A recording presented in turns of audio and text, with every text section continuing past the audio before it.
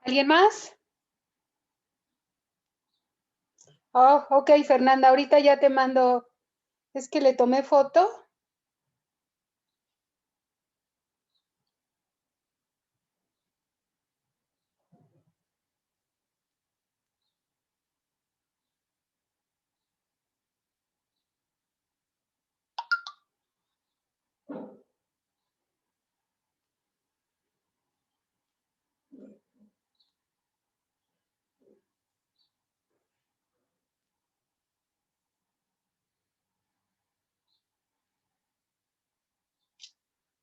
Ay, no la hallo. Espérenme tantito.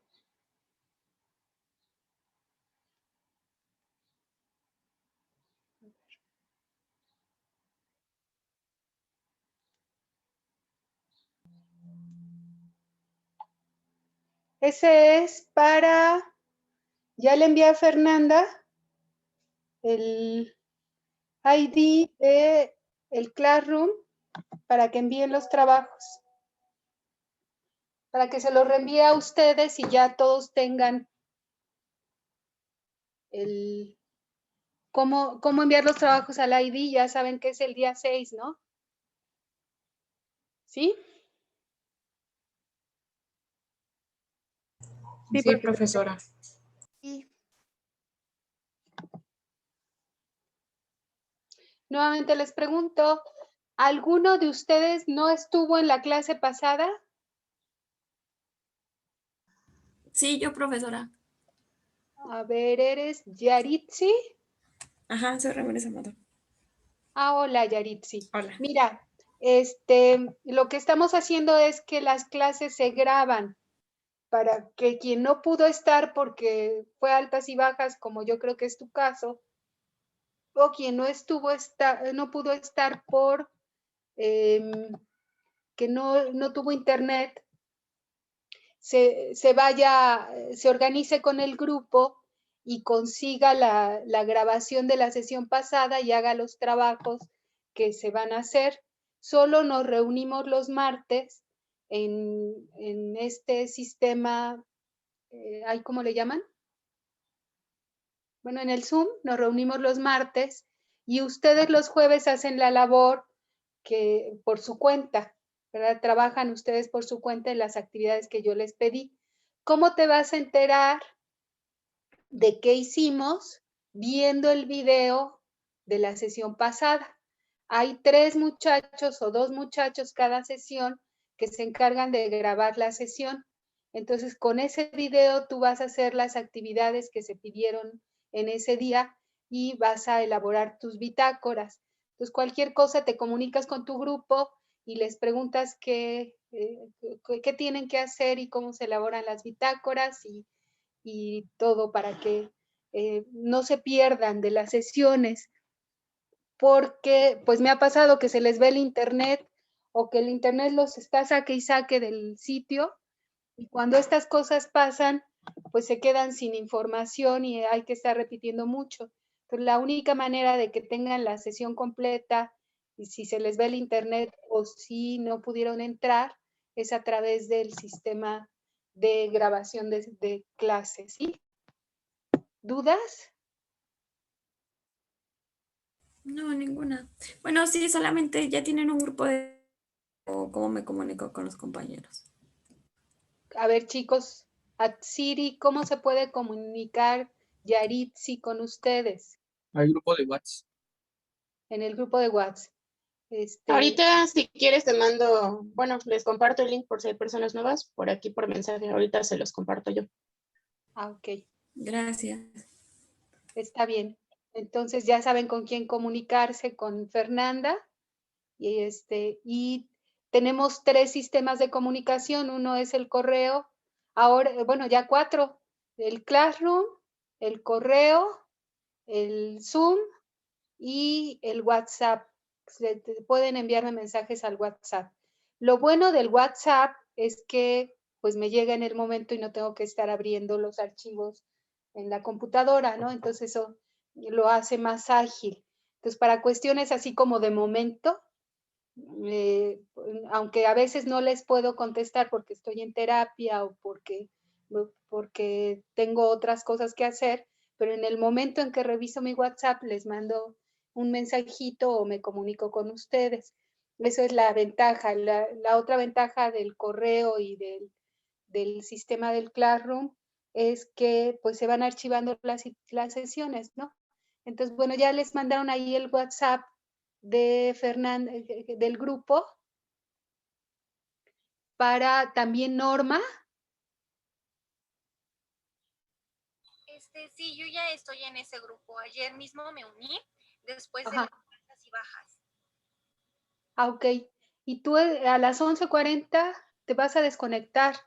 Sí, Te digo, en esos casos lo entiendo, la cuestión es que les manden el video para que hagan las actividades, ¿verdad?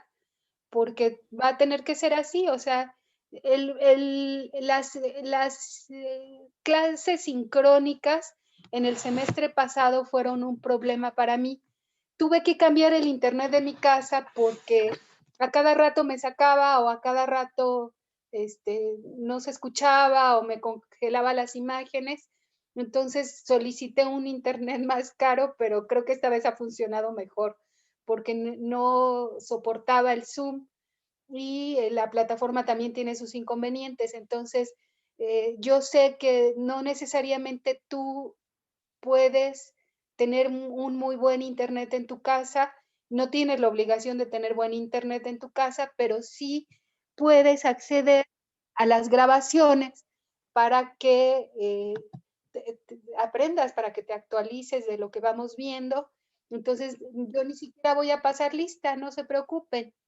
Lo que sí es, ¿por qué no voy a pasar lista por este conflicto, no? Si constantemente se desconectan, por ejemplo, aquí hay una persona que, Mónica, que se conecta, se desconecta, ahorita estaba reconectándose. Si estamos en esa situación de que se desconectan por cuestiones de la eficacia del Internet, pues no te puedo evaluar por tu presencia en la clase, ¿no? Ni puedo, ser tan rígida en ese sentido. Pues lo que vamos a hacer es eso, que con la grabación ustedes se pongan de acuerdo, se actualicen. ¿Hay alguien que aún con la grabación le es difícil? Se vale decir, ay maestra, yo no tengo acceso a las tecnologías, ¿no? Bueno, si en el transcurso se te complica esto del internet y la tecnología, puedes mandarme un WhatsApp y decirme, oye, tengo este problema, ¿no?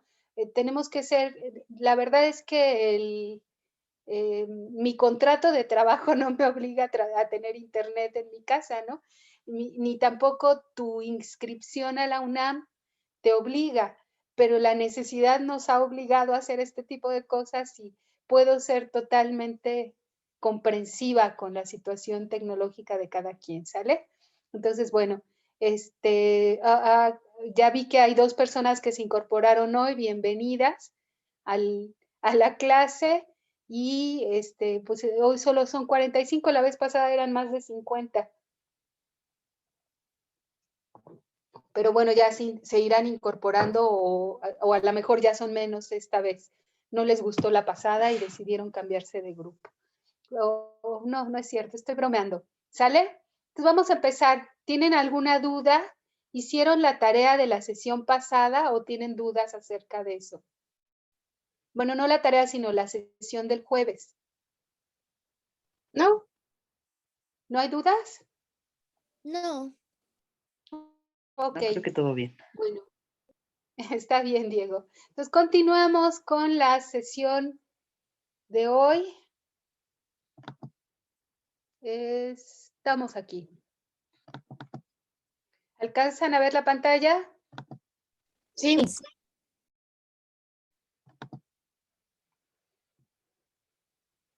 Me quito para poder maniobrar. Fundamentos del comportamiento humano.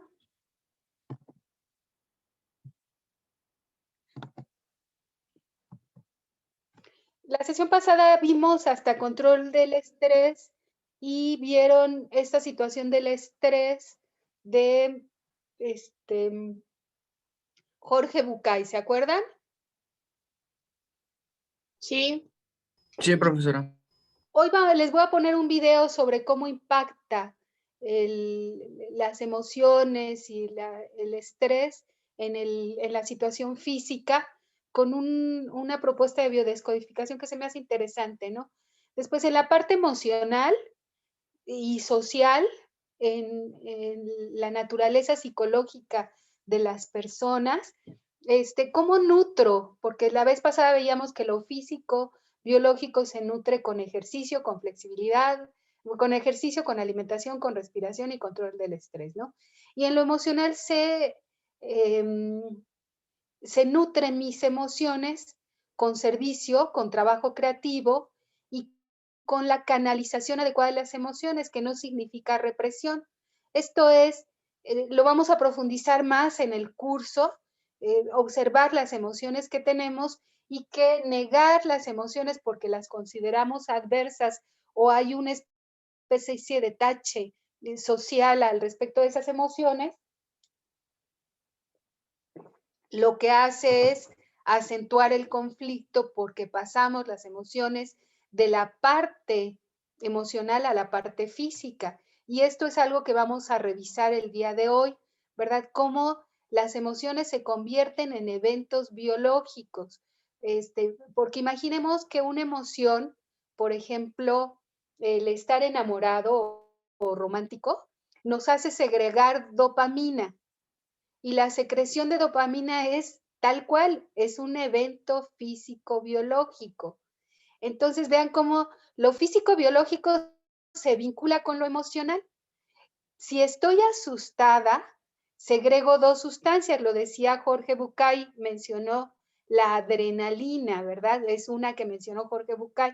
Pero si estoy asustada, que es una cuestión emocional, también segrego cortisol, que ambas, adrenalina y cortisol, se secretan en una glándula, en las glándulas suprarrenales. Se llaman suprarrenales porque están arriba de los riñones. Tenemos dos glándulas, una arriba de cada riñón, y esas glándulas segregan cortisol y segregan adrenalina. Entonces, fíjense cómo esto de lo biológico, físico, se vincula con lo emocional, social, ¿verdad? Si voy a ir a un lugar que es como muy bajoneado emocionalmente y me da tristeza, dejo de segregar estando en ese lugar, en los lugares así lúgubres, oscuros, tristes, deprimentes, dejo de segregar sustancias que me energetizan.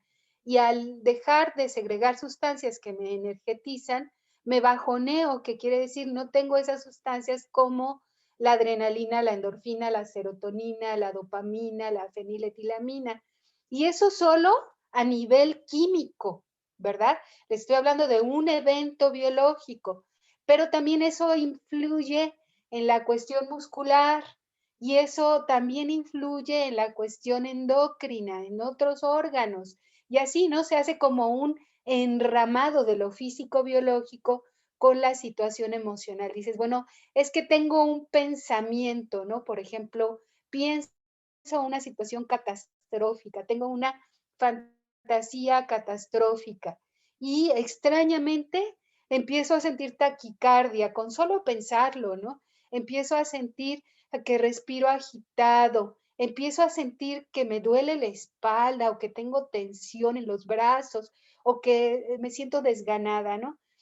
Esto que tiene que ver con solo el pensamiento, nos hace ver que cada pensamiento es una respuesta físico-biológica, ¿no? Y cada pensamiento conecta con nuestra naturaleza biológica. Esto es bien importante. Si no logramos mirar esto, corremos el riesgo de absolutizar o de separar.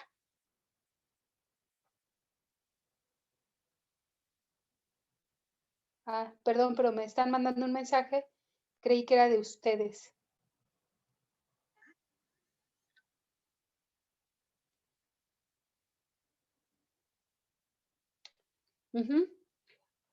Separar como como si pudiésemos separar lo físico, biológico de lo emocional, lo intelectual o de lo espiritual, cuando es un enramado, es como si fuese un tejido, ¿no? Nuestra estructura está interconectada, todo lo que somos está conectado. ¿Vamos bien? ¿Les parece claro? Sí, Sí, maestra. Y fíjense, también lo intelectual está conectado con lo emocional y lo físico biológico.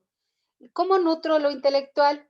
Con la lectura, con la escritura, con el estudio, con tener aventuras y descubrimientos, ¿no? Por ejemplo, en este diciembre, como había COVID, nos fuimos a lugares donde no había COVID o donde estaban en semáforo verde en la región del, en el sureste, a meter a cabañas y a lugares alejados, ¿no? De hecho, nos fuimos a meter a una cabaña en medio de la selva lacandona, y así anduvimos, ¿no? En lugares donde había cenotes sagrados, pero que no son concurridos por personas, y estuvimos ahí en situaciones de aislamiento por COVID, pero muy padre, ¿no?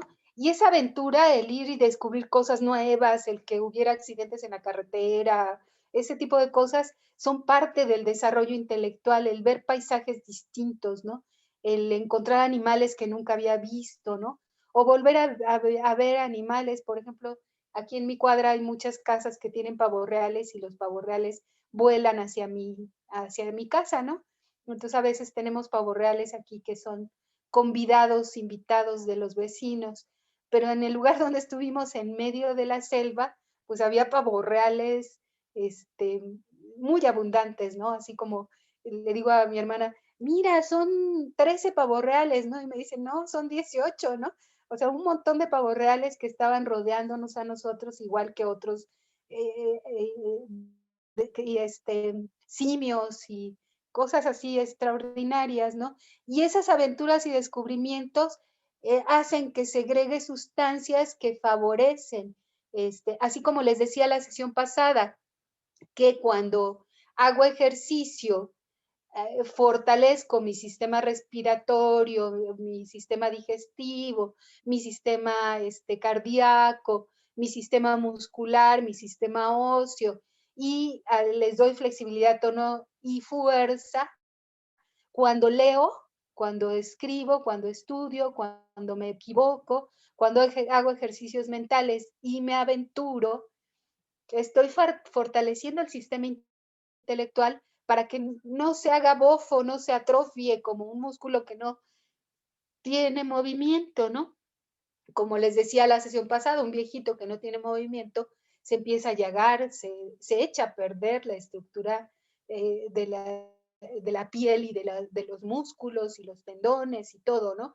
Y cuando no hacemos una labor intelectual, también hagan de cuenta que nos llagamos por dentro, ¿no?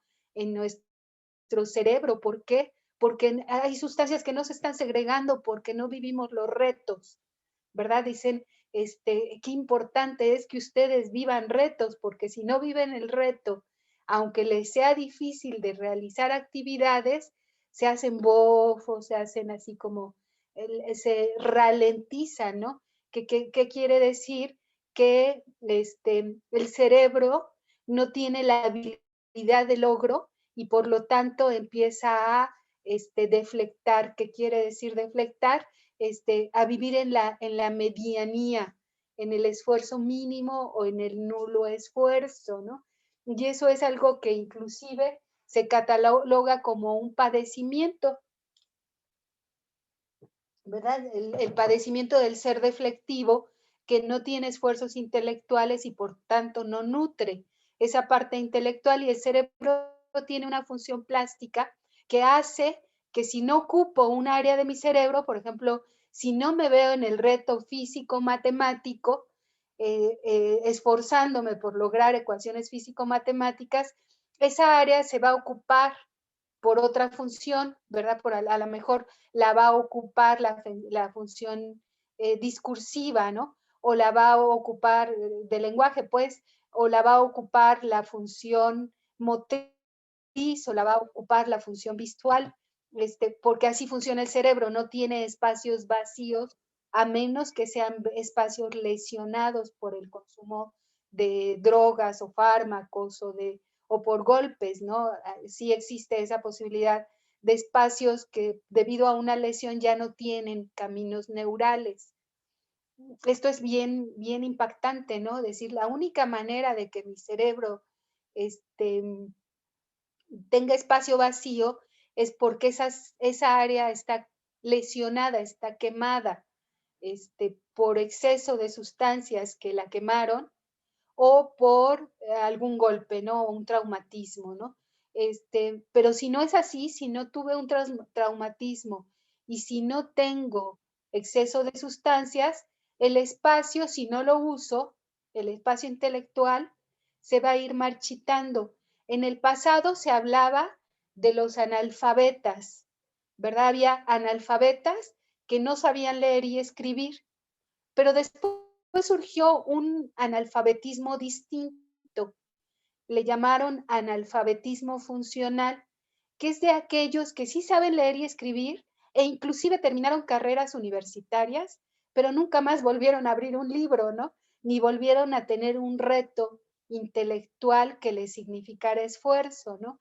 Y esto se les llamó analfabetas funcionales, que es que utilizan la lectoescritura, pero simplemente para leer los nombres de las calles, para leer lo que dice la televisión, para leer datos intrascendentes, ¿no? Que no profundizan en el desarrollo intelectual y no lo miran como un reto, ¿no?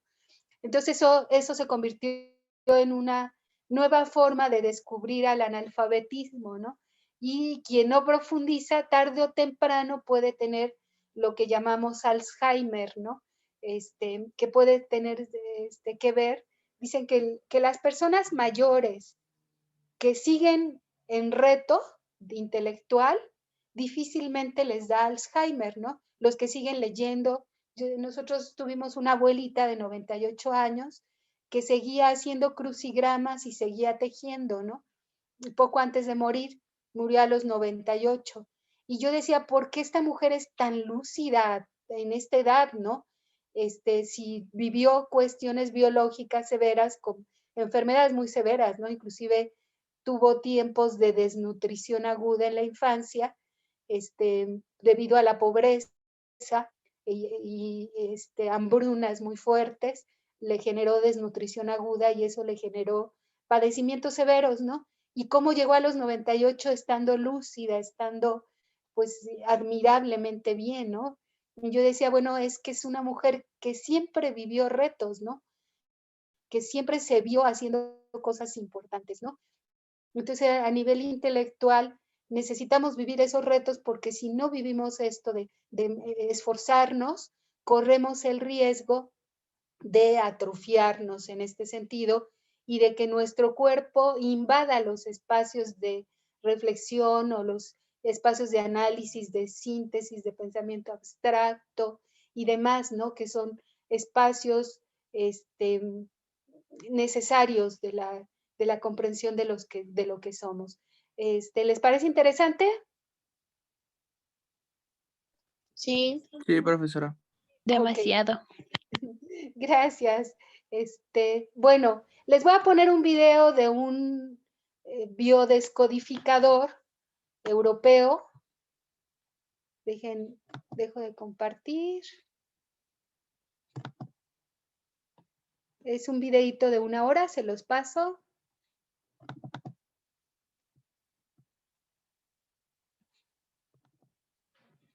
Y les pido, me pareció interesante ponérselos para que vean la conexión que hay entre la situación física, biológica, intelectual y emocional, ¿verdad? Como estos rasgos, observarlos a través de este video, ¿no?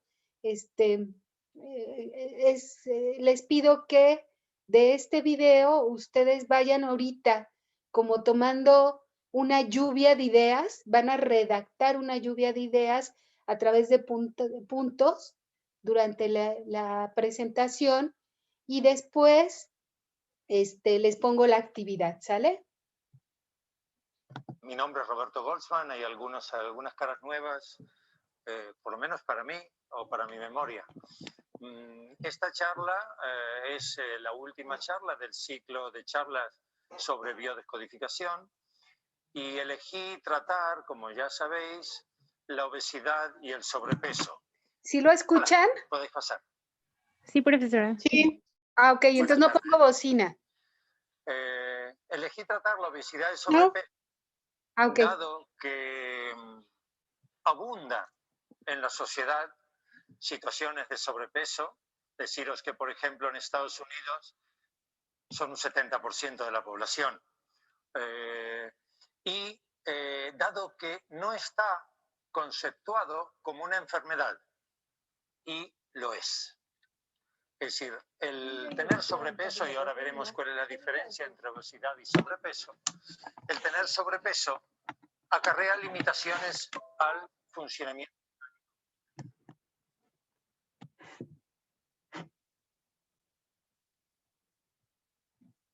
Ya no se Ya no, escucha. ya no se escucha, profesora. Se perdió el audio.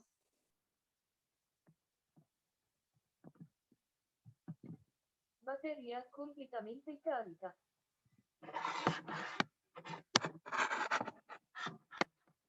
Profesora, ya no se escucha. Materia completamente carica. Hablamos de esto. Quiero decir, antes de que entramos en materia, que este enfoque es un enfoque desde la biodescodificación, o lo que es lo mismo, la psicosomática. Y no es el único enfoque que hay a este tema, que es la obesidad y el sobrepeso. Pues aquí hay distintas generalidades que quisiera llamaros la atención.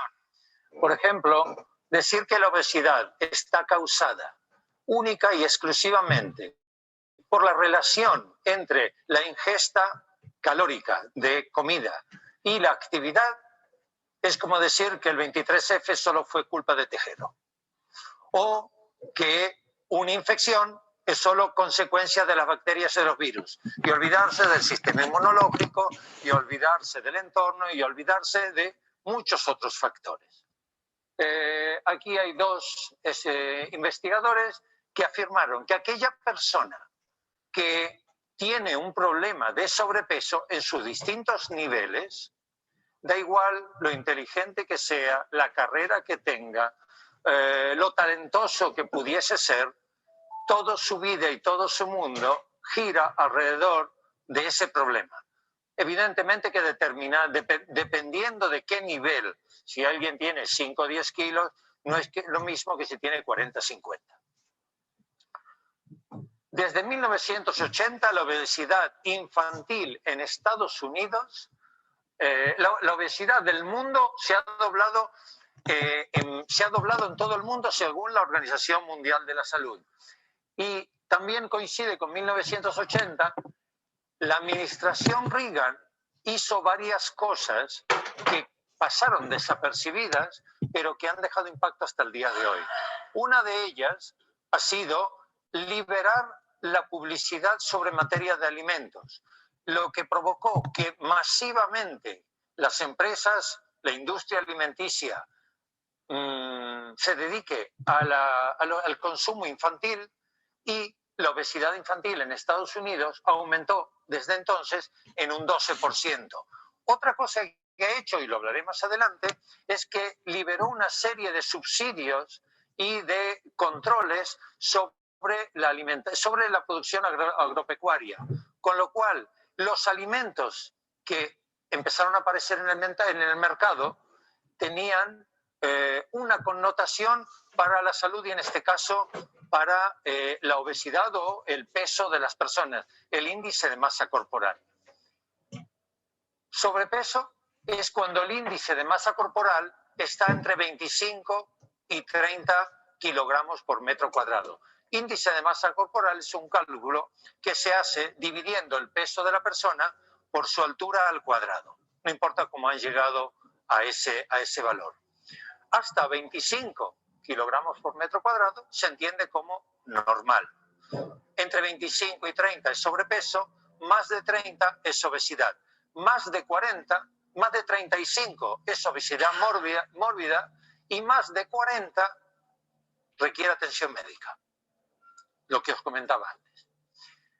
Y la enfermedad psicosomática es siempre el síntoma de que algo no anduvo bien.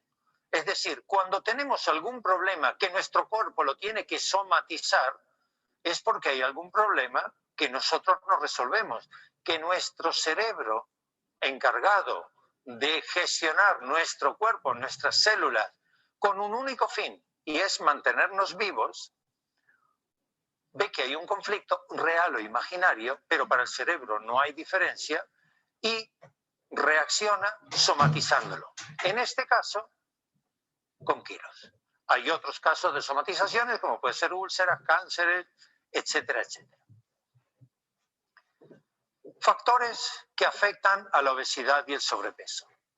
Si hacemos un círculo gráfico, no importa aquí, cada gajo no están en medidas exactas, es un indicio para que tengáis una idea, pues hay un factor que es alimenticio, evidentemente. Si una persona come de manera compulsivamente y sin límite, gana peso. Hasta cierto nivel en el cual el cuerpo ya no puede absorber más. Y hay personas, lo sabemos, que superan los 200 kilos, que su límite no para. Siguen comiendo, y ahora veréis por qué ocurre esto. Hay factores genéticos, evidentemente, hereditarios. Hay familias que de padres obesos nacen niños obesos. Habría que estudiar para valorar si es un factor psicosomático o cualquiera de los otros que ahora aparecerán, o si es genético, si hay, qué es lo que ocurre en ese individuo que tiene sobrepeso. Porque, por ejemplo, si no hay factores médicos o tóxicos, una persona que esté ingiriendo corticoides, por ejemplo, tiende, de manera continua y reincidente, tiende a ganar peso. Es una reacción hormonal del cuerpo. Es un factor tóxico o medicamentoso. Una persona que su cuerpo no se utiliza en la medida en que hay ingesta de alimentos, evidentemente que gana peso. Esto es lo que sabemos todos de toda la vida. La medida en que las células del organismo de cada individuo metabolizan la energía consumida determina el resultado entre lo ingerido y lo gastado.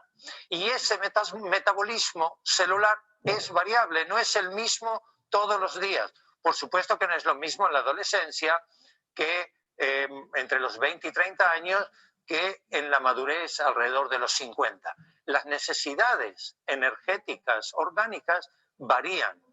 Y uno de los factores que lo varían, que lo modifican, son una serie de bloqueos personales. En este caso, familiares, o bien personales, individuales de cada individuo. Ahora, lo que está aquí en rojo y en amarillo, lo desarrollaré para que entendáis a qué me refiero. También hay factores psíquicos que afectan al metabolismo, a la manera en que el organismo asimila el alimento, acumula kilos. Y dejo también un espacio para otros factores, aquellos que no entran dentro de la psicosomática. La psicosomática o la biodescodificación no resuelve todo. No hay ningún método terapéutico, ninguna medicina que es válida para todas las patologías, para todas las enfermedades o para todos los malestares que padecemos los seres humanos. Y ni para todas las personas. Hay personas que le va bien este o aquel, hay quien le va bien la biodescodificación, a otros métodos naturales, a otro el Reiki, etcétera, etcétera. Ocurre, como acabo de comentar, que los bloqueos familiares afectan a los metabólicos, los personales también y los psíquicos también. Y en estos tres, principalmente, trabaja la psicosomática clínica o la biodescodificación. ¿Qué son bloqueos psíquicos? El rey de ellos es el síndrome de abandono. Cuando una persona, real o imaginariamente, para el cerebro es igual. Es decir, una persona es abandonada, por ejemplo, cuando unos padres lo dejan en la puerta de la iglesia o de un orfanato. Eso es literal. En esa situación, la persona,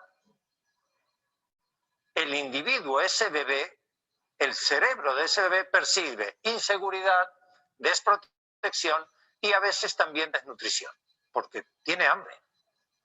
Esto es básico. Pero también ocurre de que hay síndrome de abandono cuando un padre está ausente o una madre no hace su función materna.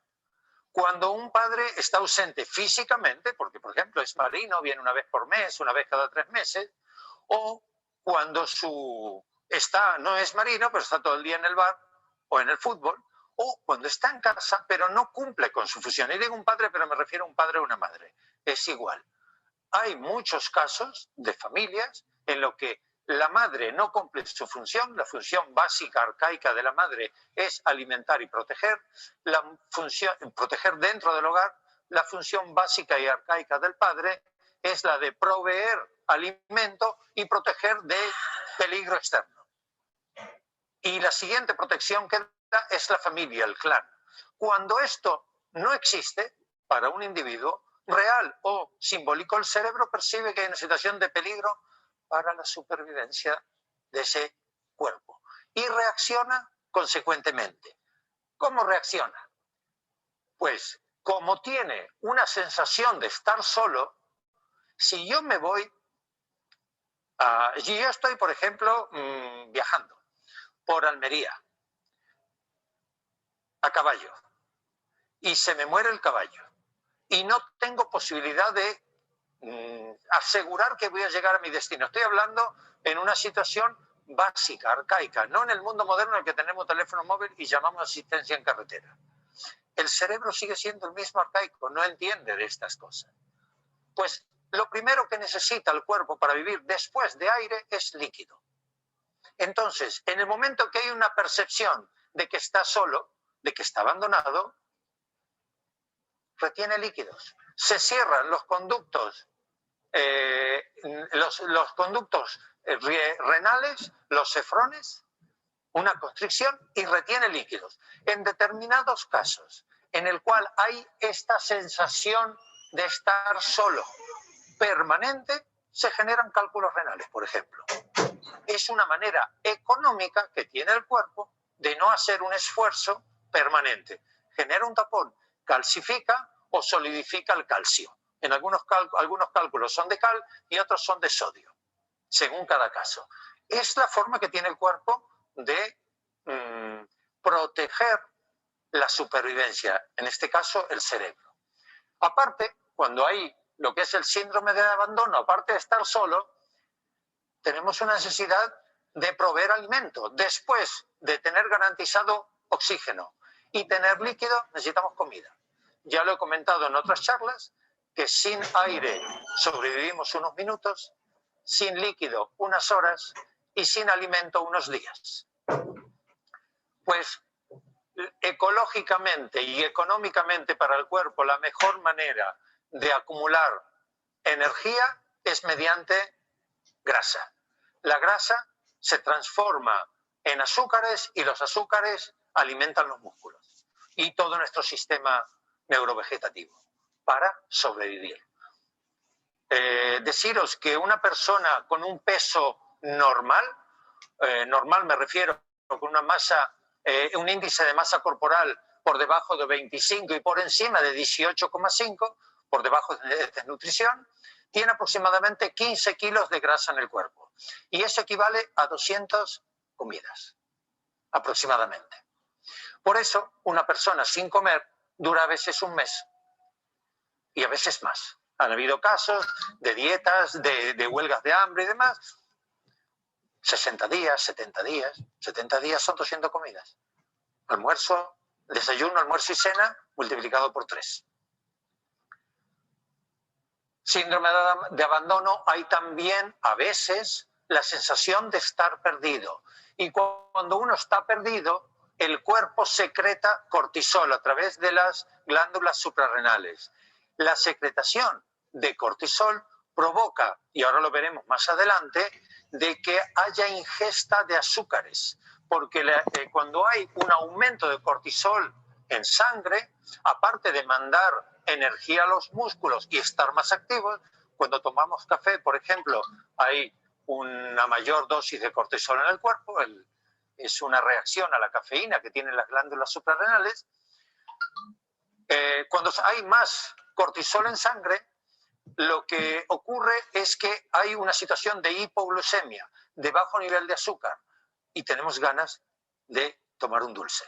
O hidrato de carbono, lo que es lo mismo. Los hidratos de carbono el cuerpo lo transforma en azúcares. Otra situación que hay que es consecuente del síndrome de abandono, a veces de estar solo. Todo esto no siempre se da. A veces se da todo, a veces se da parte, pero cuando hay síndrome de abandono hay este cuadro, total o parcial. Es una situación de desvalorización e impotencia. La persona que ha sido abandonada o que se siente abandonada se siente impotente. El ser humano cuando nace indefenso y nace incompleto. De hecho, nosotros nacemos prematuramente. El hecho de que hayamos tenido que evolutivamente pasar de ser cuadrúpedos a bípedos ha hecho de que tengamos que nacer antes de estar totalmente formados y capacitados para enfrentarnos a la naturaleza. De lo contrario, no pasábamos por el canal del parto, por la pelvis de la mujer. Y nacemos indefensos, no somos capaces ni de procurarnos alimentos ni de defendernos. En el reino animal hay casos, por ejemplo, las vacas nacen y ya saben andar. Y las jirafas igual. Y los leones también. No se saben proteger, pero se saben procurar alimento. Nosotros no. Y esta sensación de que hemos sido abandonados, tenemos inseguridad de protección y a veces de nutrición, provoca una sensación de impotencia y desvalorización. Y esto genera una actitud negativa, pesimista, derrotista y evidentemente una baja autoestima. No somos capaces de, indistintamente, recordar lo que habíamos comentado en la diapositiva primera, de nuestro talento, de nuestra preparación, de nuestra habilidad, de nuestra inteligencia, etc. Por esto. Otra situación que se desarrolla consecuentemente del abandono es la necesidad de camuflarnos. ¿Qué quiere decir? Según la morfomedicina, la persona acumula peso en función de sus necesidades. Hay personas que necesitan acentuar su feminidad. Consecuentemente, acumulan peso en caderas y en los senos. Hay personas que tienen una sensación de inseguridad y necesitan afirmarse. Acumulan peso en las extremidades inferiores. Otros necesitan existir, llamar la atención. Acumulan peso en las extremidades superiores y en el tórax para llamar la atención. Y he tenido un caso de una paciente que en un momento en el cual sintió muchísima vergüenza, una persona con sobrepeso. ¿Hay alguien ahí? Bueno, pues que llame fuerte. Sí, una persona con sobrepeso, en un momento en que pasó muchísima vergüenza, perdió 20 y pico, 30 y pico de kilos y se quedó en el cenique. ¿Por qué? Para desaparecer, porque era una vergüenza frente a su padre, para que su padre no la vea y ella quede desapercibido.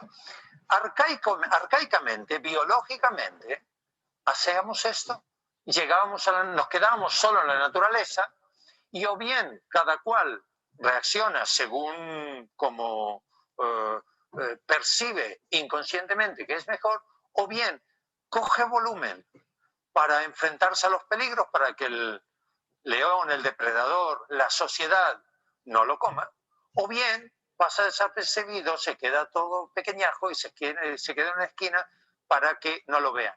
En líneas generales, el comportamiento humano oscila entre buscar aquello que teníamos o buscar aquello que nos falta. Por ejemplo, aquellas personas carentes de afecto o buscan afecto o tratan de rescatar aquel que teníamos. Por ejemplo, si nos quería un abuelo o una abuela, nos acercamos a esas personas que nos recuerdan a ese abuelo o abuela. Esto es muy básico en psicología. Y esto es lo mismo en morfomedicina. Hay personas que se escapan y hay personas que se agrandan para enfrentarse a esa situación de peligro, de inseguridad. Otra situación que ocurre es la noción de que estamos en peligro. Es decir, personas que han sufrido una situación de abandono real o simbólico pueden percibir que están en peligro. En psicosomática le llamamos miedo frontal. Y cuando estamos en una situación de miedo frontal, se activan las tiroides. Las tiroides son nuestro reloj biológico, son las que regulan mediante la tiroxina el crecimiento. Por eso, el 90% de las personas con hipertiroidismo o hipotiroidismo son mujeres y lo han contraído en la adolescencia, en la época de desarrollo, o bien porque querían ser niñas y desarrollan un hipotiroidismo, con lo cual dejan de crecer, dejan de evolucionar, no se les forman las caderas, no se desarrollan las mamas, no tienen el desarrollo como mujer. O bien que quieren ser mujer rápido para resolver determinados conflictos que muchas veces no son conscientes. Por ejemplo, tienen unas hermanas mayores y ellas también quieren llamar la atención y ser mayores. Y desarrollan un hipertiroidismo para crecer pronto, desarrollarse pronto. Todo esto es inconsciente.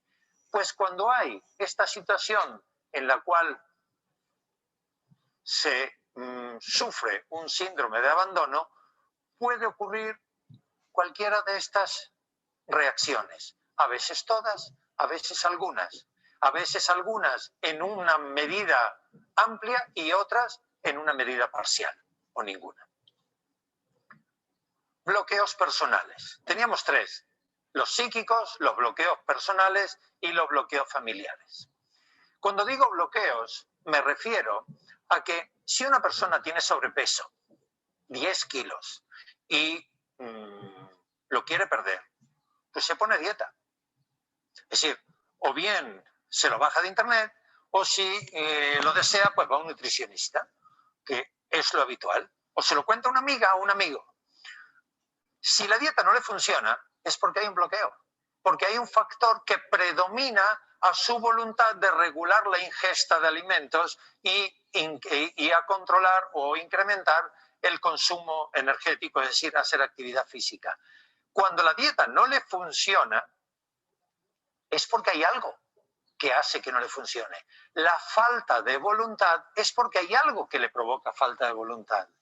El tener compulsiones y atracarse de comida en determinados momentos es que hay algo que motiva ese atracón. No es porque es mala persona, no es porque es una persona sin fuerza de voluntad o sin capacidad de, etc. Es porque hay una motivación inconsciente de nuestro cerebro que tiene que responder a una demanda. Bloqueos personales. Conflicto de silueta. Cuando una persona está anclada en el sobrepeso, es decir, tiene un sobrepeso que para esa persona no es aceptado. Para eso, es decir, no se pueden en sí mismos.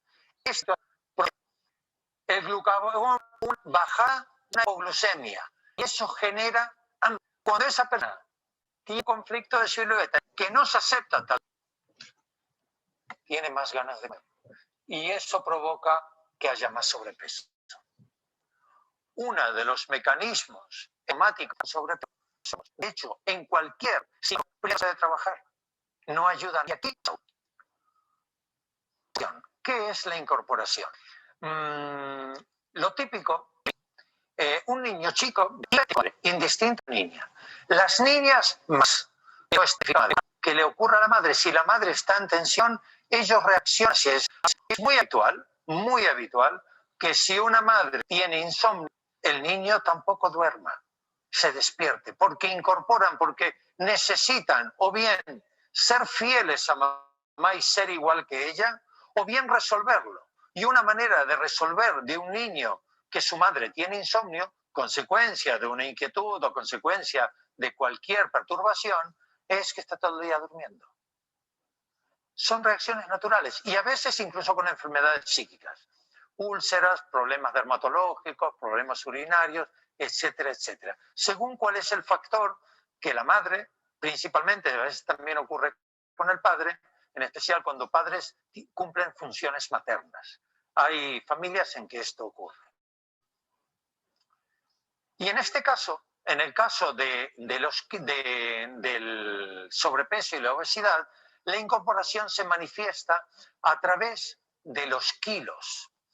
En psicosomática, cuando hay consulta, y en cualquier caso, no solamente el sobrepeso, cuando un consultante, un paciente, manifiesta algo que tiene que ver con números, siempre buscamos dónde está la incorporación y siempre se encuentra dónde está. Bueno, casi siempre.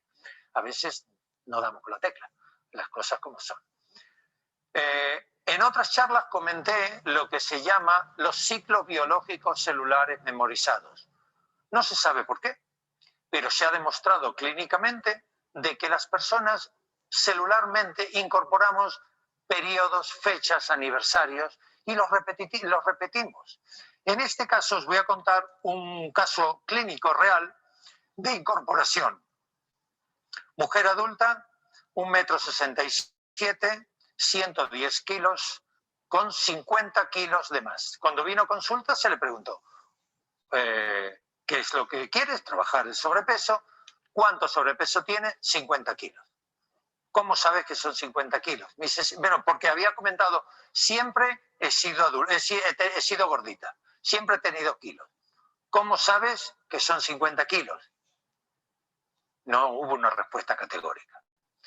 Buscando, cuando esta persona tenía 50 días, su madre se quedó embarazada de su hermana. Consecuentemente, la madre dejó de fabricar leche. Cuando la madre se queda embarazada, cambia su estado hormonal y la prolactina deja de fluir. Y ella rechazó el pecho. Es decir, la madre le contó, tú con 50 días no querías más la teta. No es que no quería, es que lo que le daba no era nutritivo. Le querían dar con cucharita, le querían biberón, no quería, ya quería afecto, cariño. ¿Por qué digo afecto, cariño? Porque el ser humano cuando nace, la primera emoción que vive es el miedo a caerse. Nace de un entorno ingrávido y ¡ay, que me caigo! Y si lo cogen de los tobillos y le dan en el culo, no veas. Encima que nazco me castigan. Es lo que recibe el cerebro, sensación de peligro. Vivir es peligroso, respirar es peligroso. Voy a respirar y me dan un cate en el culo. No te jode. Total, que esa personita de 50 días que busca protección, que busca alimento, recibe de que no le dan alimento, que no le dan esa protección. ¿Y qué hace? Incorpora 50 kilos de peso. Registra esos 50 días. ¿Cómo funciona? No lo sabemos. Hay múltiples teorías, pero está demostrado clínicamente.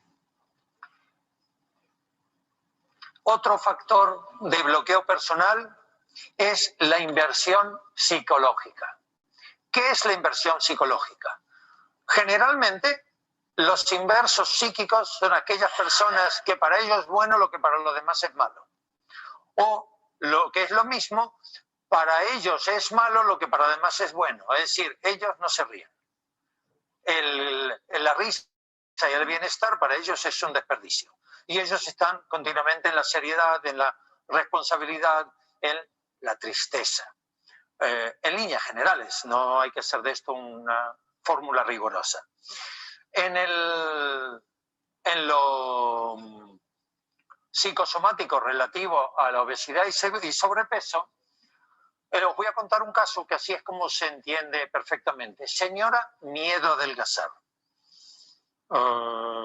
Aquí está. Una mujer adulta, 86 kilos, 1,63 m, con 60 años. Considera que tiene 20 kilos de más aproximadamente. Y cuenta que aumenta de peso tras la muerte de su padre hace 20 años. Otra vez, 20 kilos, 20 años. El padre muere de cáncer de huesos.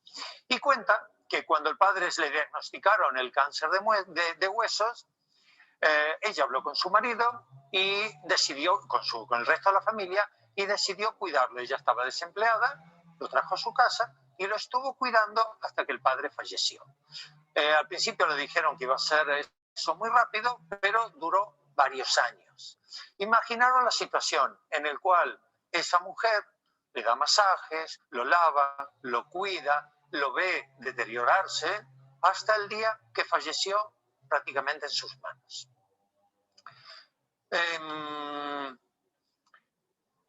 Ante la pregunta de cómo era el padre, cuando no estaba enfermo, era una persona fortachona de más de 100 kilos. Y sus palabras, pero la enfermedad le hizo adelgazar rápido, al final con la piel en los huesos. ¿Cuál fue el mensaje que su inconsciente recibió? Si soy gruesa, vivo.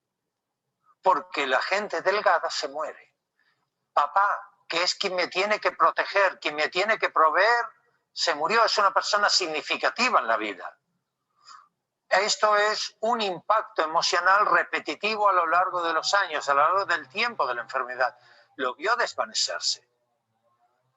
En cuanto entendió esto, empezó a bajar de peso. Todas las fórmulas, toda la comprensión, las dietas empezaron a funcionar.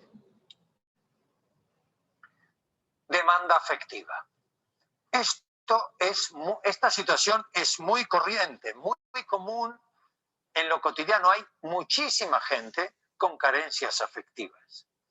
Muchísima gente. Es decir, la vida moderna, la vida hoy en día, hace que papá y mamá no estén todo lo que necesitamos que estén. Tienen que ir a trabajar, tienen más atención.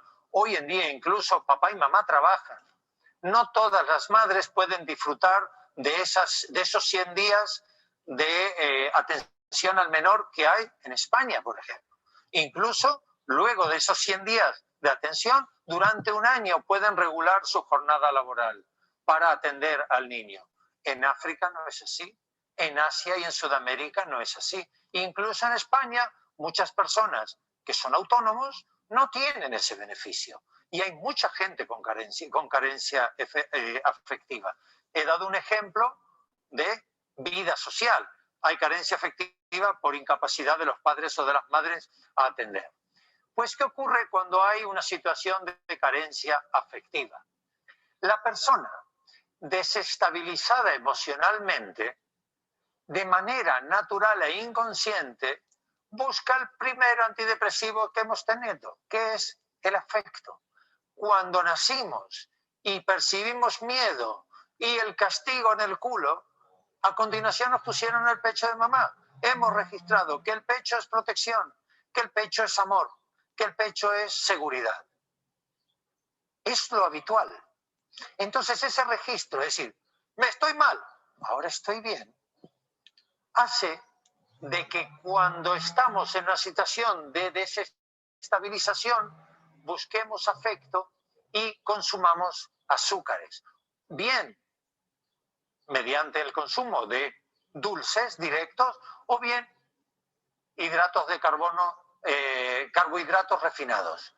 Cuando consumimos, por ejemplo, arroz blanco, que es un carbohidrato refinado, o azúcar refinada, o pan, harina blanca, es decir, harina refinada, el cuerpo, todo aquello que no consume inmediatamente y siempre consumimos por encima de lo que necesitamos, lo transforma en grasas y lo acumula.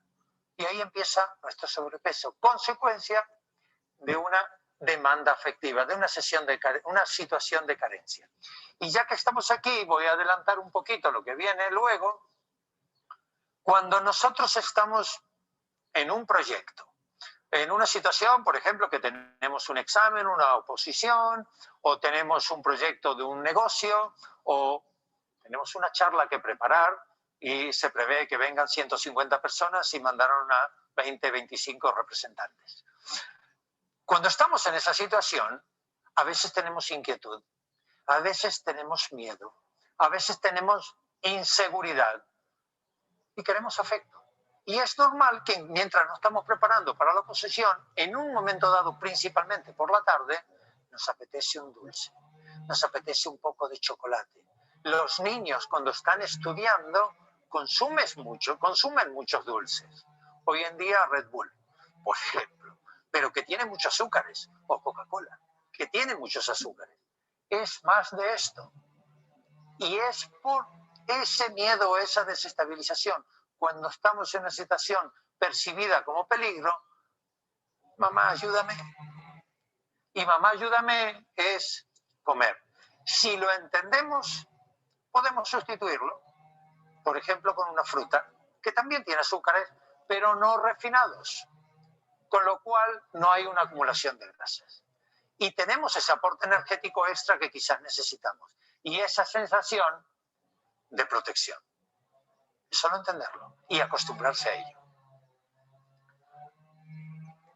Aparte de la demanda afectiva, ya habíamos hablado de los tipos de alimentos. Los dulces son mamá, afecto. Los salados son función paterna, proveeduría de alimentos. No siempre es papá. Muchas veces las madres cumplen la función de papá también. No solo madres solteras o madres familias monoparentales. En muchos casos, en muchas parejas, en muchas familias, la madre cumple función paterna. ¿Hay aquí alguna mujer madre zurda? No hay. Las mujeres zurdas suelen tener un comportamiento masculino y suelen cumplir dentro de la familia, digo suelen porque no es una fórmula, genéricamente, cumplir dentro de la familia la función masculina, la de proveer y la de proteger del entorno exterior. Continuamos. Los carbohidratos son la familia y son la protección. Cuando estamos ante un proyecto, ante un examen, una situación en la cual vamos a estar expuestos y percibimos, por ejemplo, peligro, nos apetece comer pasta, nos apetece comer un bocadillo, nos apetece la protección del clan. Esto no es una regla, esto es una forma de dónde buscar cuando hay algo que no nos satisface. No pensemos que aquí hay un vademecum, un diccionario, y A es igual a C, y que si hay C es porque tenemos A. No, no funciona así. Si nosotros percibimos una situación en la cual estamos ahora compulsivamente consumiendo salados, es que necesitamos a papá. Entonces revisamos. Oye, ¿yo qué necesito? Es que tengo miedo, me echaron del trabajo y no sé si voy a tener comida. Claro, por eso me apetece comer salados. Porque papá me satisface esos alimentos que yo los consigo a través del sueldo de la nómina a fin de mes, que no sé cómo se va a resolver. Es un camino para buscar. Hay otro bloqueo personal que tiene que ver a veces con el proyecto sentido. Para los que no han estado en la charla del proyecto sentido, el proyecto sentido es aquel periodo que va aproximadamente desde la concepción, muchas veces incluso antes, hasta los 2-3 primeros años de vida. Cuando un individuo, durante esa fase de gestación, percibe una situación de peligro, de abandono, de inseguridad, puede a veces responder con sobrepeso. Por ejemplo, aquí hay 3 ejemplos de hijo fortachón, bastón de vejez o pilar de la familia. Hay un dicho conocido, popular, que dice que la familia ideal tiene 5 hijos. El adulto médico para curarnos, el segundo abogado para defendernos, el tercero comerciante para traer dinero, la cuarta para inconsciente para continuar para trabajar en el campo, y nace el niño. me sorprendí cuando llegué a España hace aproximadamente 30 años, que a todos le doblaron la malla y va a estar sano. Ese es un concepto de la sociedad de hace 30 años. No sé si hoy en día sigue, no me he topado con ello. Pero eso es porque buscan a un niño que sea fuerte, que sea gordito, que sea fuerte. Y lo mismo ocurre cuando queremos un niño que sea un apoyo para nuestra vejez, todo inconscientemente. No creo en aquellos padres que quieran tener un niño para que en la vejez lo apoyen y le salga un niño que se quede en casa y que sea un apoyo y que tenga las piernas firmes y que sea obeso de extremidades inferiores. Pero hay casos clínicos así. Y pilar de familia suelen ser personas macizas, que también son los que sustituyen a los padres. En líneas generales, siempre los hijos relevan a la generación anterior. Por eso, cuando hay incesto, suele la naturaleza crear seres con taras, porque no es natural que hijos de padres con hijos sustituyan a sus propios padres. Entonces salen niños enfermos, incompletos, con deficiencias orgánicas que no suelen sobrevivir. Y por eso el incesto está penalizado en todas las sociedades del mundo. Es algo malo. Malo porque para la supervivencia es malo. Y también el proyecto Sentido arroja historias. Historias, digo, diferentes casos que tienen que ver en el embarazo y que se prorratean en la vida de aquel que va a nacer como un bloqueo personal. Y os voy a contar esta historia. Esta es una mujer de 20 años que vivía en el Líbano. En la época en el Líbano en el que había continuamente conflicto entre Hezbollah y las milicias cristianas. Y contaba que era habitual en la zona que vivía escuchar disparos. Y un día se quemó una bombilla en su casa, vivía sola con su madre. Y un día se quemó la bombilla y la madre llamó a un vecino a cambiar la bombilla. Y cuando el vecino se subió en la silla, recibió un balazo en el pecho y murió instantáneamente en sus manos. Ella estaba ahí para acompañarlo, ayudarla a acercar la bombilla. Claro, vivió un trauma muy grande.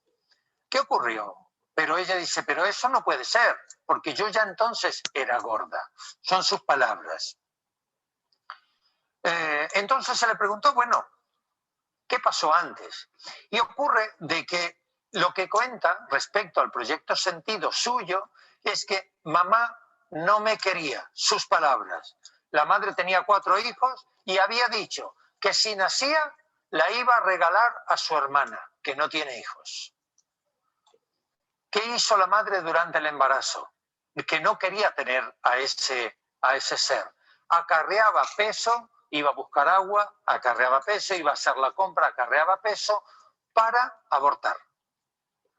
Consecuentemente, el mensaje que recibió ese bebé en gestación, ese nonato, es que si acarreo peso, vivo. Es decir, acarrear peso es igual a vivir. Ese es el mensaje que recibió el inconsciente de ese bebé. Cuando esta mujer entendió eso, emocionalmente, empezó a bajar peso en una semana. Todo el proceso terapéutico complementario, a través de la nutrición, a través de los distintos factores, empezaron a funcionar.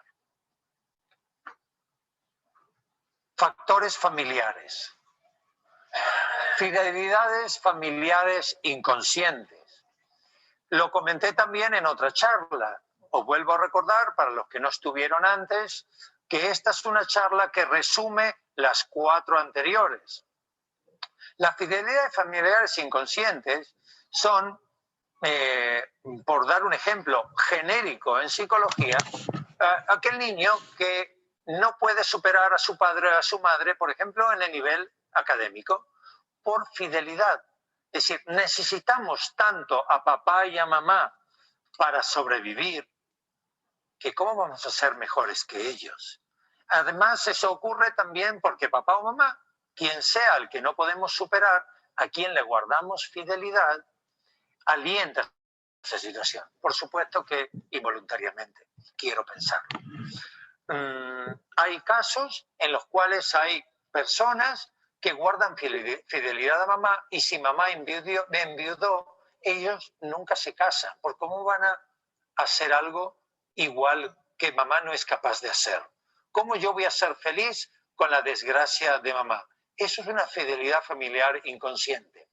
Y en el caso de la psicosomática de la obesidad y el sobrepeso, se da mucho cuando hay carencias afectivas y cuando hay incorporaciones, que ya lo hablamos antes.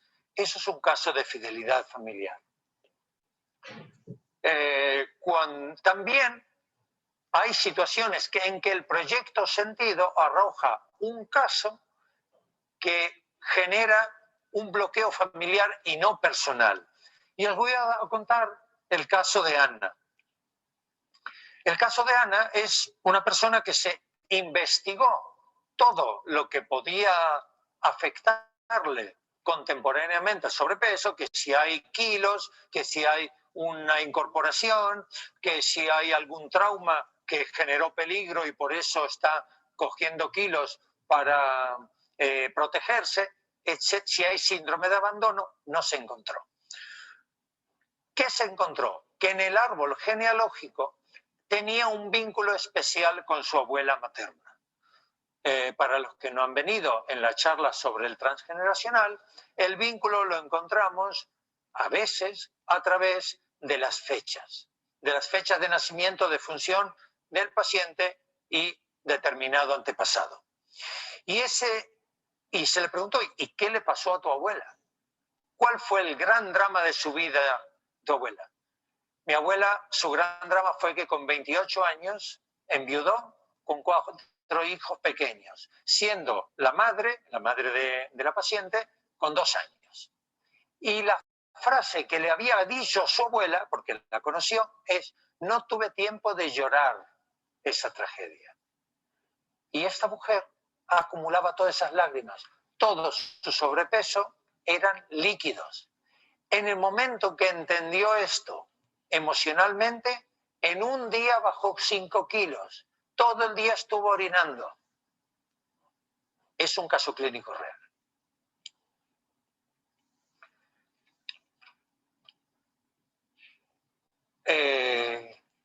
Transgeneracionalmente, perdón, la historia que os conté no es la de Ana. Es esta la transgeneracional. Me he confundido. La de Ana es otra historia. Es con el primo de su madre.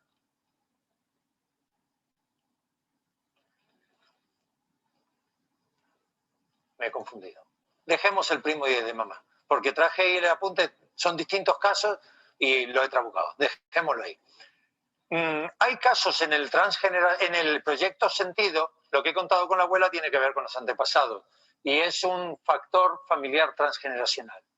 Hay casos en el proyecto sentido que no lo vivimos como un problema nuestro personal, sino es un problema que ha vivido nuestra madre con algún miembro de la familia. Suele ocurrir muchas veces cuando muere un ser querido y la madre está triste. Y ese bebé que se está gestando está respirando, bebiendo, respirando no porque no respiran los bebés, bebiendo esa tristeza, ese cóctel hormonal que la madre vive en la tristeza. Y la madre genera indirectamente un ser que repara ese drama. Por ejemplo, si ese primo, como pone aquí, el primo de mamá haya fallecido, con el que estaba muy encariñado, pues la madre genera una persona. Si ese primo murió, por ejemplo, de desnutrición, de una anorexia, voy a coger un caso extremo, no recuerdo exactamente el caso, pues genera un niño que en este caso no sea anoréxico. El niño recibe ese mensaje de cómo reparar el drama que vivió su madre. Así funcionamos. Es llamativo, pero clínicamente se ha descubierto. Algunas cosas no se sabe por qué ocurren. Se entiende de que es un mecanismo de supervivencia del cerebro. No se entiende cómo se transmite, pero se ve clínicamente que cuando ocurre eso y la persona lo entiende, lo hace consciente, empieza a perder peso. Pues si funciona, pues genial, bienvenido. Y hay también factores familiares genéticos. Como comenté antes, cuando hay padres obesos, muchas veces los hijos también son obesos. ¿Quién y cuándo se determina que el factor es genético y no fidelidades familiares encubiertas e inconscientes o bloqueos personales o síndrome de abandono? Porque no hay nada de todo lo otro. Si una persona no ha vivido ningún síndrome de abandono, no ha sido desvalorizada, no ha sido desprotegida, ha tenido todo el amor del mundo, no ha habido ningún drama transgeneracional, no hubo ningún drama durante el embarazo, no hay ciclos celulares biológicos memorizados, es decir, no hay numerología, no hay nada, pues estamos aquí. Hay un factor hormonal, un factor endocrino, un factor genético, que es el que hace que la familia herede ese patrón. Y ahí está, no lo podemos negar. Pero está demostrado, en Estados Unidos, es donde se hacen muchísimas investigaciones, está demostrado que la herencia genética a nivel de salud afecta a un 10-15%, no más. El resto es adquirido. Generalizando, hay dos tipos de factores en el tema de la obesidad y sobrepeso: los genotipos y los fenotipos. Los genotipos son los genéticos, que en el tema del sobrepeso oscilan entre un 20 y un 40%. En el tema de la salud eran un 10 o un 15%. Y los fenotipos, que son los no genéticos, oscilan entre un 60 y un 80%. Sobre los genotipos no podemos hacer nada. Están en nuestras células, en nuestros genes. En cambio, los fenotipos, ¿cuáles son? El entorno. En el entorno nos afectan los tipos de alimentos. Antes os comentaba que con la administración Reagan hubo un cambio en la política publicitaria y en la política agroalimentaria, y los alimentos que inundaron el mercado fueron diferentes. Y estos afectan a factores alimenticios. Por poner un ejemplo, el estilo de vida. Si las personas trabajan de una manera no activa, es decir, están mucho tiempo sentados y, por ejemplo, en la industria, la automatización ha hecho que muchos trabajadores controlen las máquinas y no las operen. Antiguamente se operaba un torno mecánico y el operario tenía que coger un hierro, ponerlo en el sitio, mover la máquina, descargarlo. Actualmente lo hace todo ese proceso automático, solo le da un botón. Normalmente está sentado en una silla, en un ambiente en el cual no se mueve. Ese estilo de vida diferente afecta a la obesidad o a los sobrepesos. Determinantes sociales. Determinantes sociales pueden ser, por ejemplo, las costumbres que tienen los adolescentes a la hora de salir. No me explico de otra forma por qué McDonald's tiene tanto éxito. Es decir, es una moda, es una condición social. Recuerdo hace años que abrió en Cádiz, hace 20 y pico de años, abrió en Cádiz el Kentucky Fried Chicken. Estaba en la Plaza de Ingeniero La Cierva y cerró. Fue el primero de Europa que no funcionó, que es una cadena americana de pollo frito. Porque entonces las costumbres sociales que habían en este entorno era salir de tapas y tomarse pescadito frito, y en Cádiz no funcionó. Y cuando abrieron el McDonald's en Cádiz, en el mismo, no en el mismo sitio, no, a la vuelta, porque el McDonald's está donde estaba el antiguo Bar Barril, un sitio que ponía una cerveza negra maravillosa, yo me dije, este no va a funcionar. Y funcionó. Funcionó porque socialmente la política de McDonald's iba dirigida hacia los jóvenes, que son más manipulables, más maleables, y Ahí está el éxito. El medio ambiente. Cuando me refiero al medio ambiente no me refiero a los bosques y a los ríos, sino me refiero al medio ambiente desde el punto de vista alimentario, desde el punto de vista de lo que llega a las personas. Os comenté el ejemplo de la administración Reagan porque es muy típico. Él permitió que Monsanto sea la multinacional que tiene el mayor número de patentes de semillas y que venda los herbicidas para los bichos que se comen sus semillas y que venda los fertilizantes para que esas semillas proliferen. Eso hace que los alimentos tengan unos nutrientes diferentes de los habituales. El 90% de los alimentos de soja que hay en el mercado son transgénicos. En el 92 estuve de visita en Argentina y conocí allí a una prima de la que era mi mujer, que estudiaba en el Instituto de Investigación Alimenticio Nacional. Y es una genetista. Y habían conseguido transformar la soja y volver a hacerla genética, es decir, que se reproduzca por sí misma. En un fin de semana posterior se quemó el laboratorio con todo lo que había dentro. Y no había registros, evidentemente por los intereses que hay. Porque la idea era de hacerlo público, que esa soja se distribuya por todo el mundo y que se pueda volver a sembrar. Evidentemente, está demostrado que el valor nutritivo que tienen los alimentos transgénicos es diferente que de los génicos. Aquí tenemos una nutricionista y si queréis, luego, y ella quiere, luego nos puede dar más información al respecto. No me voy a meter en el terreno de otra. Pero por ahí van los tiros. Más factores del entorno. Por ejemplo, aquí tenéis una lista de los top 10 del sobrepeso mundial. En Nauru, que es una isla del Pacífico, el 94,5% de la población tiene sobrepeso. Esto es debido porque esa isla está muy aislada y el tipo de alimentación que tienen, no pueden comer peces, se alimentan principalmente de marisco. Y eso les ha provocado un sobrepeso tremendo. En Tonga, el presidente de Tonga era famoso porque tenía más de 200 kilos. Muy conocido a nivel mundial, digamos. Y aquí tenéis la lista. No me voy a aferrar a los datos porque la fuente de esta lista no sé hasta cuánto es fiable. No me fío ni de la Organización Mundial de la Salud, que hay intereses, pero de esta he comprobado que el 70,8% de Estados Unidos es verídico y el 60,1% de México también es verídico. Esta lista es del año 2010. Y lo demás nos sirve de orientación. ¿Qué hace que en un sitio haya más obesos que en otro?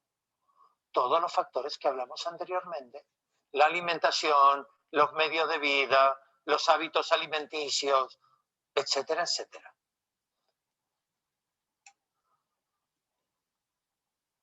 Factores personales. Hemos hablado de los psíquicos, de los tóxicos, de cómo eso afecta al metabolismo y evidentemente de la actividad que cada uno realiza. Lo natural es caminar para conseguir comida, correr para huir de los depredadores. Para eso está preparado nuestro organismo. Lo no natural es meter una moneda y sacar comida y comer. Y hay quien, los romanos y muchos que siguen hoy en día, comían acostados. Para eso no está hecho nuestro organismo. Y por eso tenemos deficiencias. Y hay factores también familiares que hemos hablado. Proyecto sentido, fidelidad de familiares inconscientes y lo transgeneracional. Y aquí hay otros factores.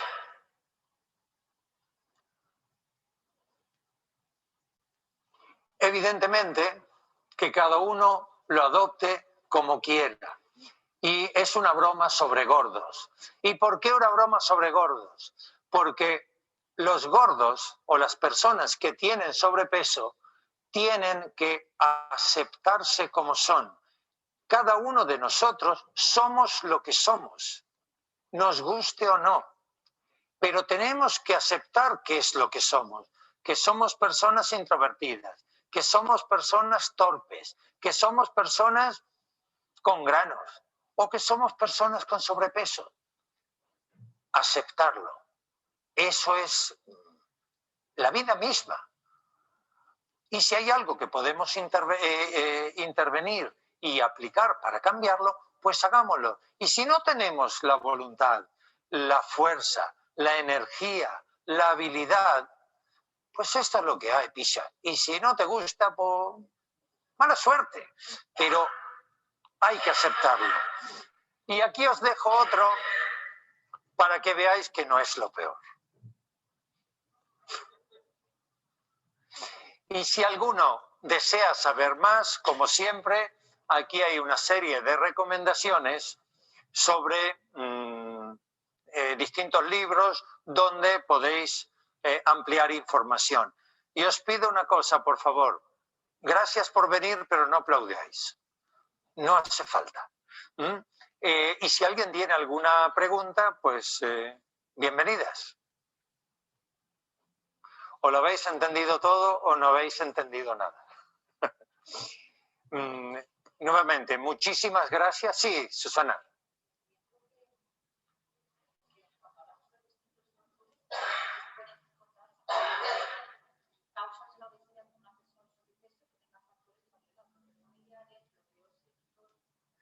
Bien, Susana pregunta para los que estaban más lejos, que cuando miramos los distintos factores, la persona puede tener factores personales, factores familiares, transgeneracionales.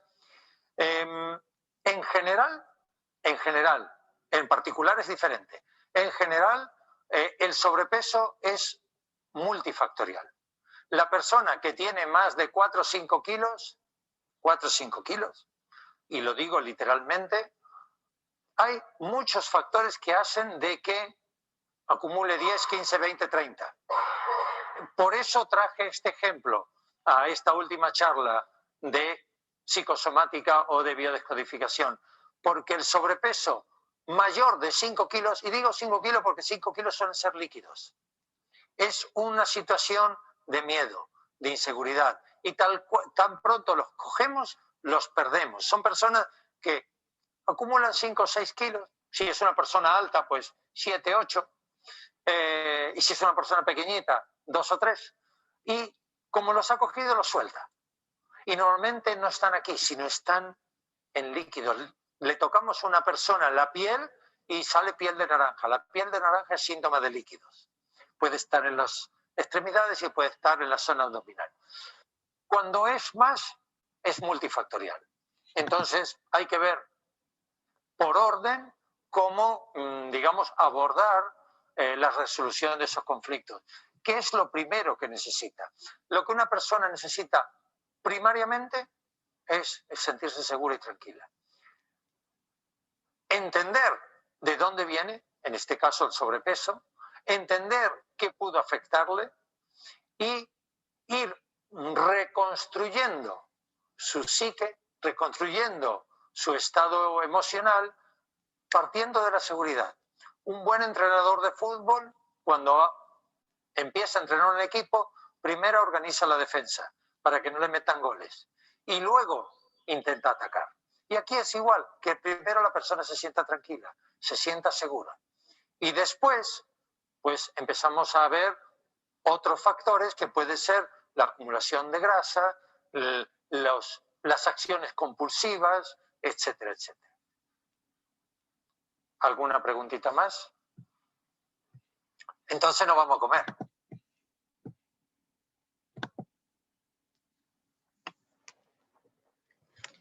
¿Qué les pareció, chicos? ¿Hay preguntas?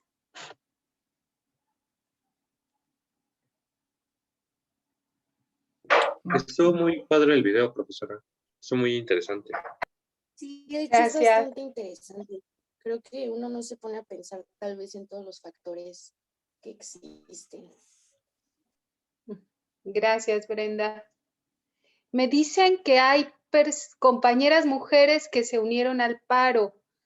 Vamos a ser solidarios con ellas porque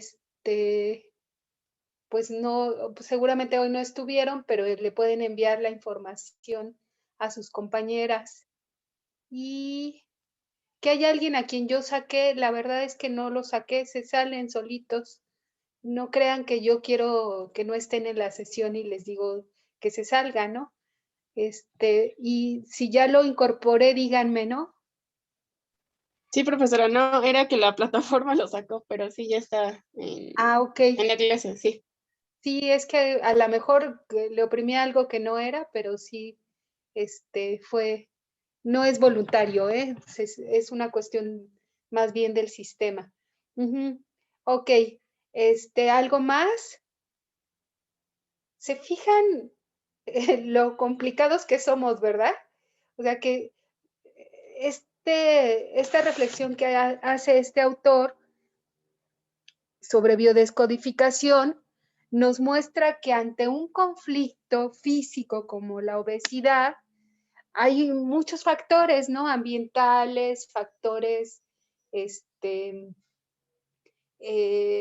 generacionales o transgeneracionales, que quiere decir que hay una historia genética que va determinando los patrones biológicos y va explicando cómo vamos formando nuestro cuerpo, ¿no? Es como decir, es que hay muchos elementos que nos moldean, ¿no? Como si fuésemos barro, que va a tener una tendencia dependiendo de la historia familiar, dependiendo de los conflictos gestacionales, de los conflictos infantiles, de los conflictos actuales, etcétera, ¿no? Así como muchos factores, ¿no?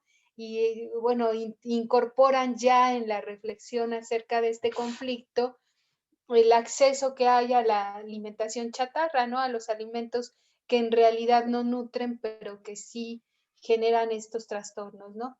Entonces, por eso me pareció interesante proponerles este video para que hagan su reflexión acerca de este tejido que nos constituye, que nos conforma y nos hace ser como somos, y ver que nadie está exento, ¿no? O sea, nadie está exento porque no hay nadie que no haya tenido experiencias de conflicto y adversidades en su historia familiar, en su historia personal, en su historia gestacional, en su historia, en su experiencia actual, ¿no? O su entorno, ¿no? Las situaciones del entorno que mencionaba el autor. Entonces, por eso me pareció relevante ponérselos. ¿Qué quiero que hagan? Para la sesión de hoy, la bitácora de hoy, corresponde hacer la lluvia de ideas de lo que hicimos, ¿verdad? De lo que yo les mostré en la tabla, que no hemos visto la parte espiritual porque quiero ponerles cosas acerca de la espiritualidad, que eso para mí son muy relevantes, pero hemos visto 3 aspectos del ser como un ser biológico, sociocultural, ¿no? Y psíquico. Falta esta otra parte, ¿no? Entonces lo de hoy es que incluyan su lluvia de ideas y ya sus reflexiones personales, ¿no? De lo que hoy hicimos. Y para la próxima sesión, que es la del jueves, que le hagan un mapa conceptual al videíto que hoy vimos, ¿no? Sobre la biodescodificación y la experiencia de la obesidad, ¿verdad? Es que le hagan un mapa conceptual explicando este tema. ¿Dudas? No, ninguna. No. Okay. Profesora, eso vendría. ¿Qué pasó, Fernanda? Perdón, entonces eso vendría siendo en la pregunta 1, ¿no? Donde dice que expliquemos qué es lo que se vio en la sesión, el mapa conceptual, ¿no? Y también ahorita, la bitácora de hoy, ver el tema, o como, es que ya no le entendí, porque prácticamente las 2 bitácoras hablarían de lo mismo, ¿no? Sí, definitivamente, pero en un formato distinto, Por ejemplo, hoy lo que vimos del ser humano como un ser biológico, sociocultural, psíquico, ¿no? Que es la parte de la capacidad intelectual, la capacidad emotivo-social y la capacidad físico-biológica. ¿Sí, Fernanda? Y incluyendo una lluvia de ideas del videíto, ¿no? Y ya para la próxima sesión, el video en un mapa conceptual y que en tus siguientes preguntas expliques lo que fue para ti hacer este mapa conceptual sobre esta temática del video. ¿Sí soy clara? Sí, sí. Gracias, profesora. Ah, ok. Bueno. ¿Qué les pareció esta sesión, muchachos?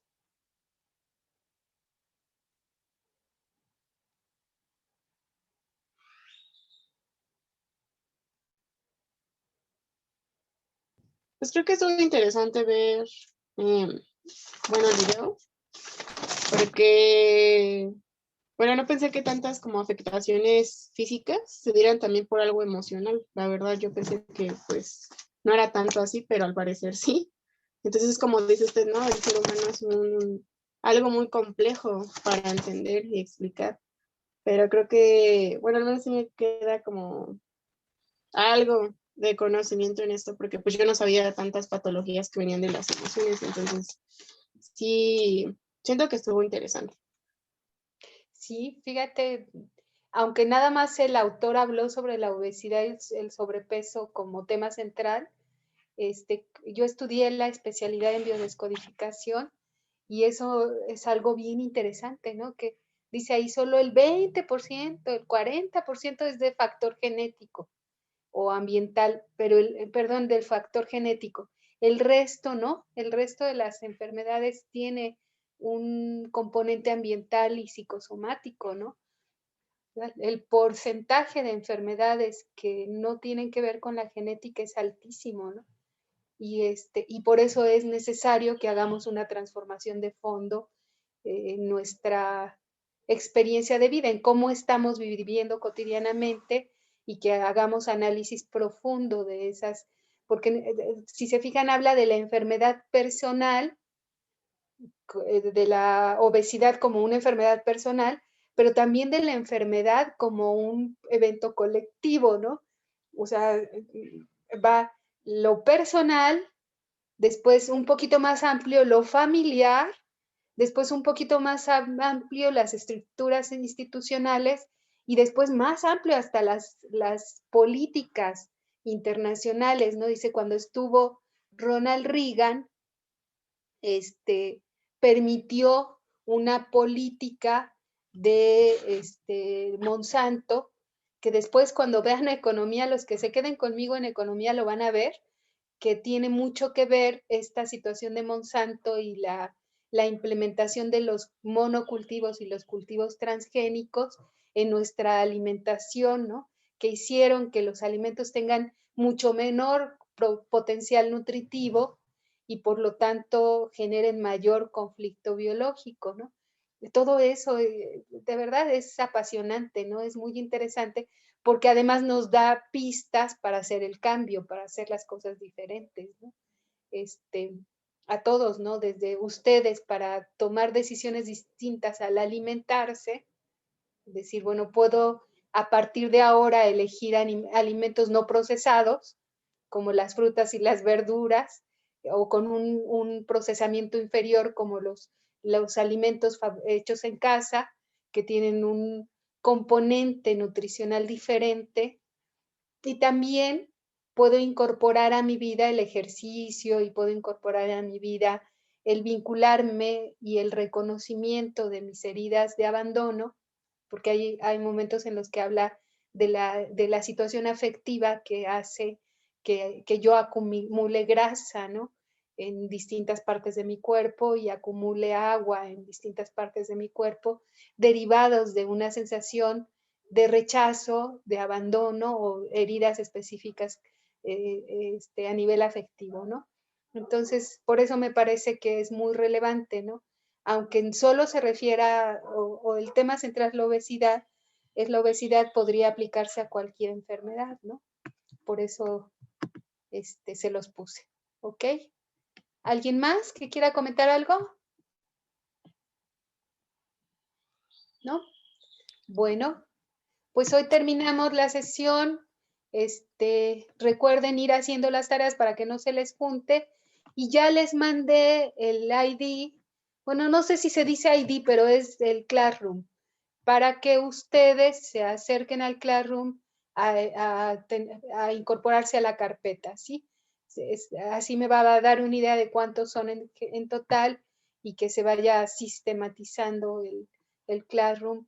Tienen de aquí al 6 de abril, ¿no? No tienen que, no es urgente, pero sí que se vayan incorporando al Classroom. Profesora, Pues aquí, sí, Alexandra. disculpe, entonces la bitácora del jueves y hoy sería del mismo tema, el hombre como ser biológico sociocultural, pero respecto a respecto al video que vimos hoy. ¿Saben que pueden hacer una sola bitácora poniendo que es 2 sesiones, ¿verdad?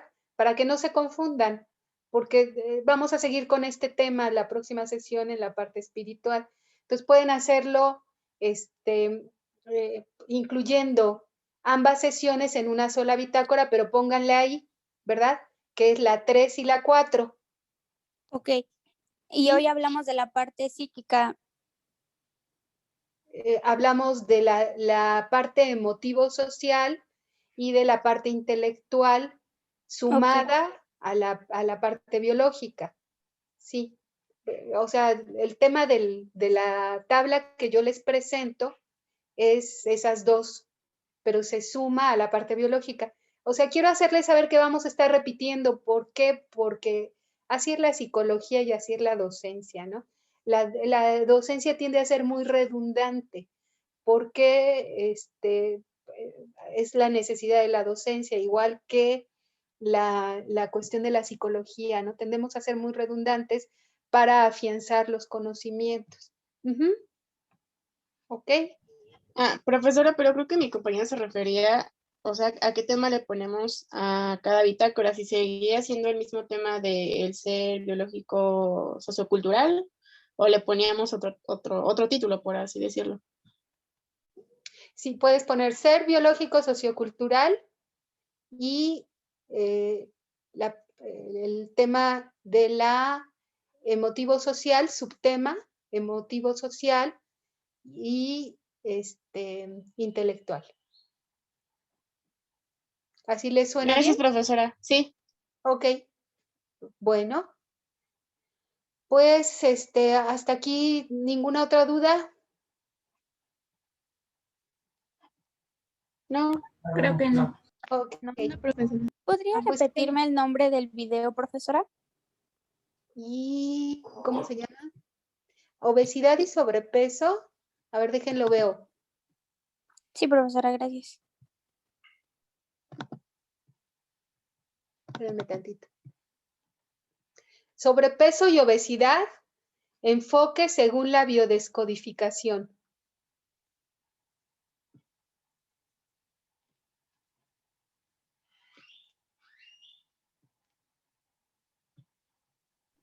Sí, profesora, muchas gracias. Creo que al principio viene el nombre del señor este. A ver.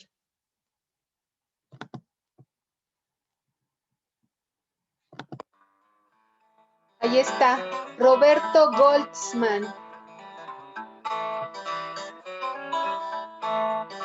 Buenas tardes y gracias por venir. Roberto Goldsman y es Azoín el sitio. ¿Sí? Sí, profesora, gracias. Por si lo quieren volver a ver o si quieren ver otro de él, porque hay varios. ¿Verdad?